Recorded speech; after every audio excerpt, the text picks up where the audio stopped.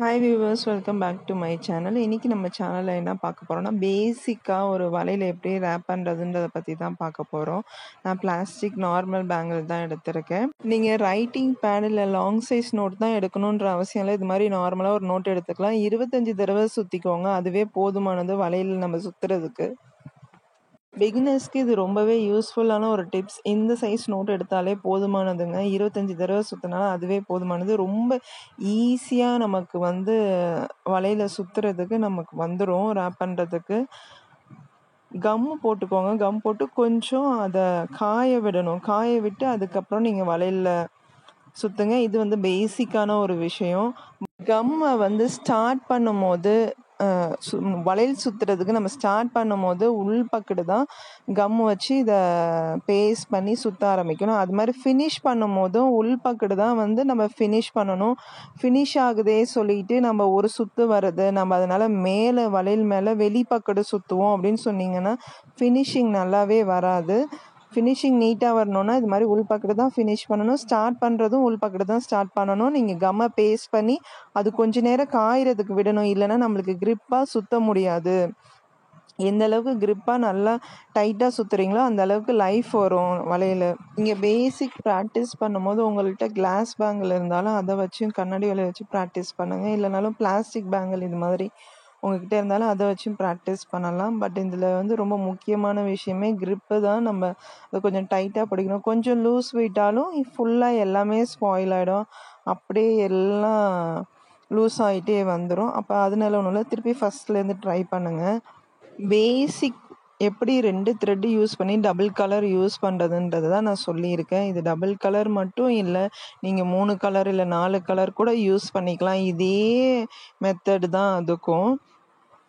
நீங்கள் இது மேலே குந்தன் ஸ்டோன்ஸ் வேறு என்ன டிசைன்ஸ் ப்ளேஸ் பண்ணுறனாலும் ப்ளேஸ் பண்ணிக்கலாம். அது நம்ம இஷ்டம் தான். நம்ம க்ரியேட்டிவிட்டிக்கும் நம்மளோட ஐடியாவுக்கும் ஏற்ற மாதிரி நம்ம யூஸ் பண்ணிக்கலாம்.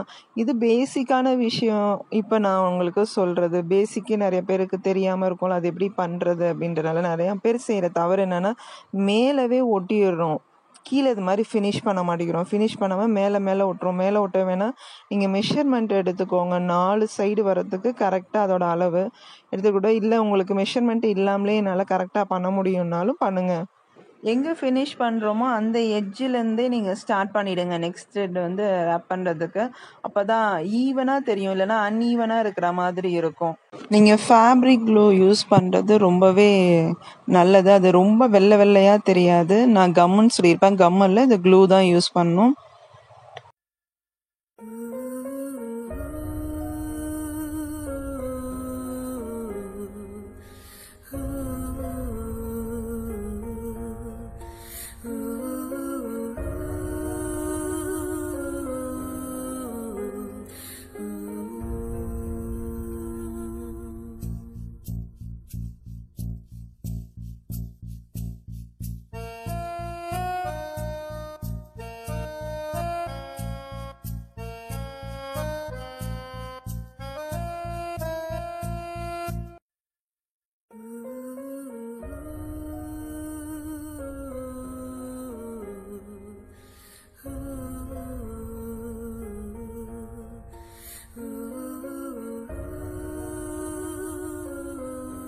என்னோட சேனலை சப்ஸ்கிரைப் பண்ணலன்னா சப்ஸ்கிரைப் பண்ணுங்கள், லைக் பண்ணுங்கள், ஷேர் பண்ணுங்கள்.